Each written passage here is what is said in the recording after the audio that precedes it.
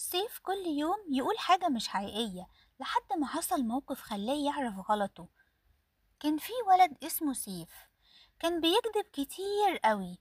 في مرة مامته سألته: يا سيف عملت الواجب؟ قال لمامته: اه يا ماما، وهو ما عملش الواجب اصلا.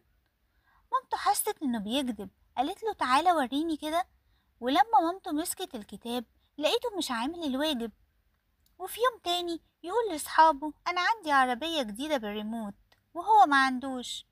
وفي مرة أصحابه راحوله البيت، وقال صاحب سيف: عايزين نشوف العربية الجديدة. سيف معرفش يرد وحاول يغير الموضوع، بس أصحابه حسوا إنه بيكذب عليهم ومشيوا هما زعلانين من سيف.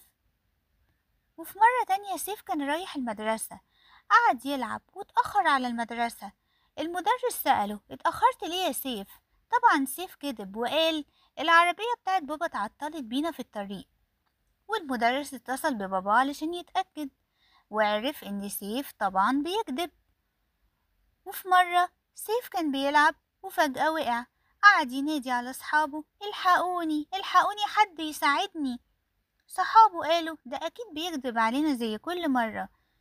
سيف قعد يعيط جامد قوي ويقول: الحقوني انا وقعت بجد، مش قادر اقوم، ساعدوني. صحابه جريوا عليه بسرعة وساعدوه واتأكدوا انه مش بيكذب. سيف اتكسف قوي من صحابه، ومن يومها سيف ما بقاش بيكذب. وتوتة توتة خلصت الحدوتة. حلوة ولا منتوتة؟